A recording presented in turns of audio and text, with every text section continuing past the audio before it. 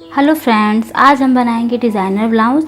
One Tux है, ये boat नेक है और साथ ही ये 10 to 12 ईयर ओल्ड बेबी के लिए है। इसकी कटिंग हम पेपर पे करेंगे और मेजरमेंट स्क्रीन पर दिया हुआ है। इसकी तैयार लेंथ है 12 इंची प्लस 1 इंची स्टिचिंग में जाएगा। शोल्डर है 6 इंची, आर्म होल है 6 इंची,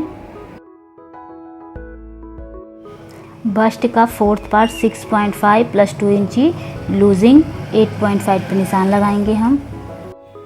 वेस्ट का निशान भी हम 24 इंची है, तो इसमें फोर्थ पार्ट 6 आएगा और 2 इंची लूजिंग, तो 8 इंची पर हम लगाएंगे नीचे वेस्ट पे निशान और दोनों लाइनों को मिला देंगे। और अब आर्म होल का शेप देंगे।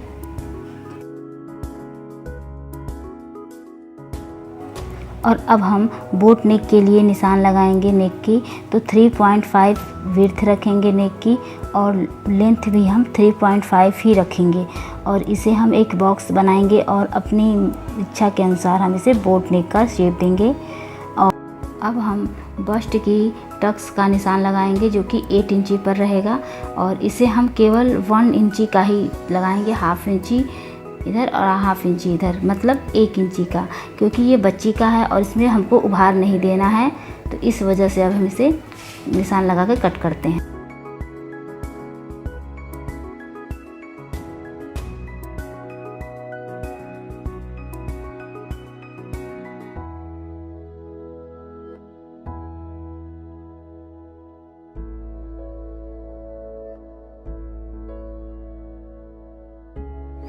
कट करने के बाद अब हम इसे अलग करेंगे, फ्रंट पार्ट अलग और बैक पार्ट अलग।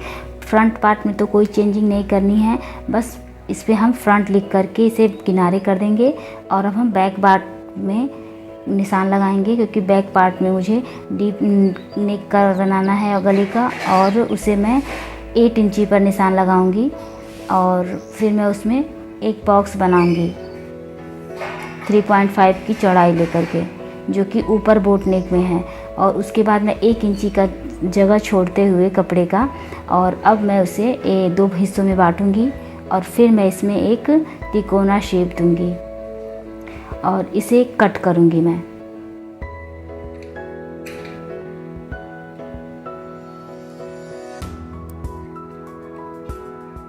और इसे कट करने के बाद इस पर बैक पार्ट लिख करके मैं इसे कपड़े पर रख के कटिंग कर लूँगी।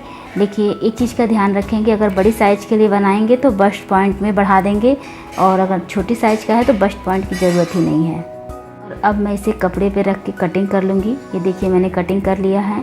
ये फ्रंट पार्ट है और ये बैक पार्ट है। अब मैं बाजू की कटिंग करूँगी। आप चाहे तो स्लीवलेस बना सकते हैं, पर मैं इसमें बाजू लगाऊंगी। और इसकी कटिंग करने के लिए मैं 9 इंची पर निशान लगा रही हूँ, जो कि तैयार होगा 8 इंची का। और इसके लिए सबसे पहले मैं 8.5 पे निशान लगाऊंगी और फिर उसके बाद मैं इसे 2.5 पे नीचे बॉटम साइड में निशान लगाऊंगी और 2.5 ऊपर भी निशान लगाऊंगी मैं एक, और फिर मैं इसे मिला दूँगी। देखिए, समझने के लिए मैं लाइन सीधी कर रही हूँ और फिर मैं इसे एक शेप दूंगी। देखिए, और बाजू की गोलाई का निशान मैं 4.5 पे लगाऊंगी और फिर मैं इसे शेप दे करके इसमें इसकी मार्जिन भी इंक्लूड है स्लीव की। और देखिए, ये पूरी तरह बाजू बन गई है। अब मैं इसे कट करूँगी। और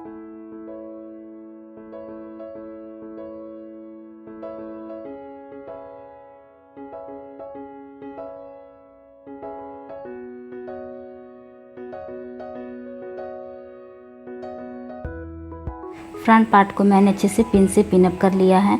और अब देखिए, मैं इसे स्टिच कर रही हूँ। ये 14 नंबर की सुई इस मशीन में लगी है। ये नॉर्मली 14 नंबर की सुई ही इसमें लगती है। और ये मेरी Usha wonder stitch plus sewing machine है। और अगर आप इंटरेस्टेड होंगे तो मैं इसका वीडियो लेके आऊँगी, कैसे कैसे इसको स्टिच करते हैं, इस मशीन का यूज करते हैं। अब देखिए, अब हमें इसे शेप के साथ साथ अच्छे से इस पर स्टिचिंग लगाती चली जाऊँगी और पिन निकालती चली जाऊँगी।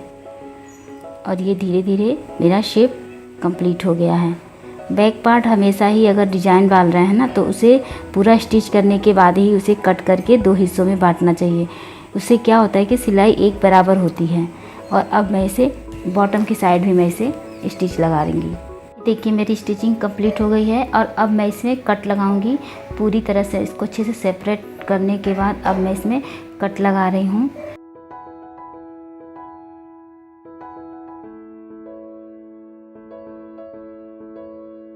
और देखिए इसे कट लगाने के बाद भी मैं इसके शेप में हमेशा फिनिशिंग लगाने के लिए छोटे छोटे कट लगाती हूँ। अब इस कट को लगाने के बाद ये पूरी तरह से फिनिशिंग के साथ बिना पाइपिंग के ही आपका सेट हो जाता है। देखिए जो एक्स्ट्रा फैब्रिक है ना उसे निकाल देना चाहिए, इससे कि ब्लाउज में फिनिशिंग आती है और मोटा नहीं होता है नीचे की साइड में। और देखिए छोटे छोटे कट लगेंगे। नेक में भी लगाना है। और देखिए मैं इसे पलटूंगी और ये बहुत ही आसानी से अच्छे से पलट जाते हैं। पलटने के बाद अब हम चारों तरफ स्टिच लगाएंगे इस पार्ट के, ताकि ये पार्ट पूरी तरह से बैठ जाए और अच्छे से सेट हो जाए।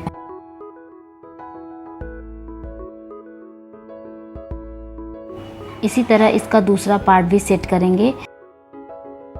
बैक पार्ट कंप्लीट होने के बाद अब मैं इसमें हुक आई लगाऊंगी और हुक आई की स्टिचिंग करने के लिए मैंने एक कपड़ा लिया है देखिए, और ये लगभग 2 इंची का है और मैंने इसे स्टिच किया है फैब्रिक की सीधी साइड से। और फिर मैं इसे अंदर की साइड फोल्ड करूंगी और ये हो जाएगा जिस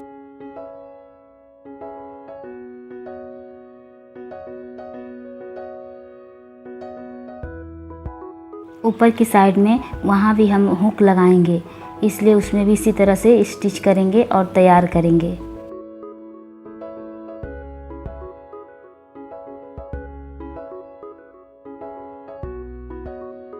और अब हम आई वाली पट्टी को तैयार करेंगे, जिसमें हम बाहर की साइड में कपड़े को फोल्ड करेंगे, इसलिए हम कपड़े की अस्तर की साइड से हम इसको रख करके स्टिच करेंगे और फिर वैसे बाहर की साइड में निकालते हुए फोल्ड करेंगे। और इतना ही फोल्ड करेंगे जितना आई जो हमने बनाया है और हुक दोनों एक दूसरे के ऊपर सेट हो जाए।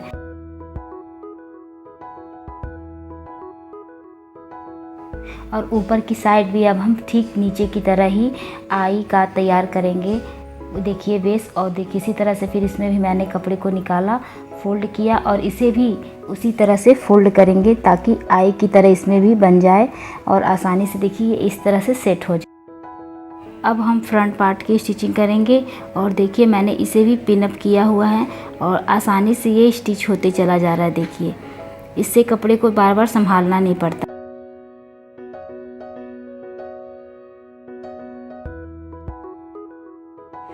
फ्रंट पार्ट में स्टिचिंग कंप्लीट करने के बाद अब मैं नेक की कटिंग करूंगी और फिर इसमें छोटे छोटे कट लगाऊंगी और इसे फिर मैं सीधी साइड में पलटूंगी। पलटने के बाद फिर स्टिचिंग को बैठाने के लिए मैं इस पर सिलाई करूंगी।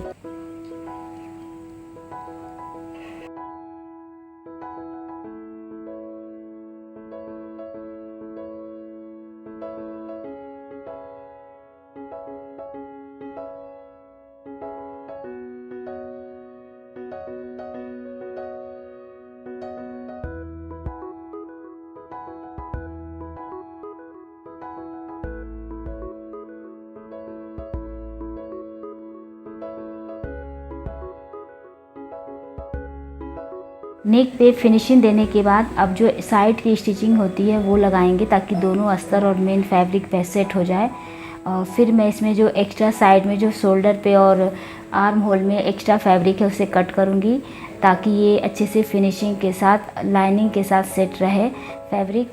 और अब देखिए मैं इसमें 1 इंची का प्लेट डालूँगी फ्रंट साइड में, और यही प्लेट्स मैंने बैक साइड में भी डाला है।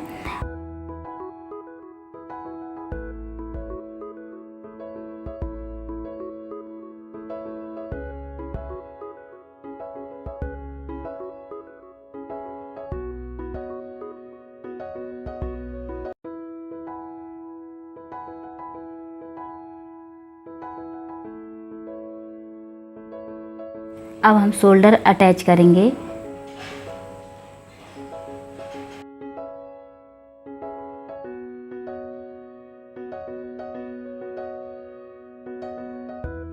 दोनों शोल्डर को अटैच करने के बाद अब हम आर्म होल में छोटा सा कट लगाएंगे 1/2 इंची का।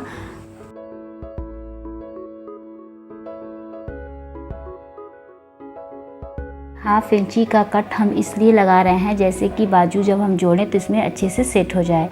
और अब देखिए, अब इसमें हम बाजू को अटैच करेंगे। बाजू को अटैच करने के लिए सबसे पहले मैं बाजू की स्टिचिंग कंप्लीट करनी होगी, जिसको हम चलिए सीखते हैं। बाजू के लिए भी हमको कपड़े को एकदम बराबर से रख कर के स्टिच लगाना है। फैब्रिक की सीधी साइड में हम अस्तर को रखते हैं और फिर उसके बाद से हम इसको पलट कर, देखिए ये बॉटम साइड में है, इसमें हम स्टिच लगा देंगे ताकि ये चुभेगा नहीं और ना ही कभी ये मस्केगा, जो कि कपड़ा कभी कभी बाहर की साइड में दिखने लगता है, वो नहीं दिखेगा। और फिर हम इसको एक मेन बॉटम पे भी स्टिच लगाएंगे और ये इस तरह से कंप्लीट हो गया बॉटम का साइड बाजू का। और अब हम इसके चारों तरफ से एक सेट करेंगे कपड़े को, फैब्रिक को बैठाएंगे और मेन फैब्रिक को लाइनिंग के साथ अटैच करते जाएंगे और जो एक्स्ट्रा फैब्रिक होगा उसे हम कट कर देंगे। देखिए मैंने इसमें एक्स्ट्रा फैब्रिक को कट कर दिया है और इसी तरह मैंने दोनों स्लिप तैयार कर लिया है। और अब हम इसे अटैच करेंगे। अटैच करने के लिए बाजू को मैंने बीच बात में देखिए कट लगा लिया है और ठीक उसी तरह से रखते हुए हाफ साइड से हम इसे शोल्डर से रख कर स्टिच लगाएंगे।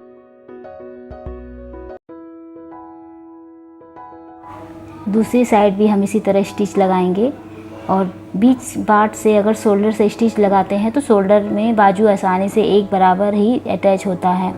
और उसके बाद हम इसमें फिटिंग का निशान लगाएंगे। ये देखिए इस तरह से इस पर हम स्टिच लगाते चले जाएंगे और इस तरह से मेरी ये पूरी ब्लाउज़ कंप्लीट हो चुकी है। फ्रेंड्स, अगर आपको हमारी वीडियो पसंद आई हो तो प्लीज़ हमारे चैनल को लाइक, शेयर एंड सब्सक्राइब करिएगा। कोई क्वेरी हो तो प्लीज़ हमें कमेंट सेक्शन में कमेंट करिए, हम उसका आंसर देने की कोशिश करेंगे। मिलते हैं नेक्स्ट वीडियो में। Thanks for watching.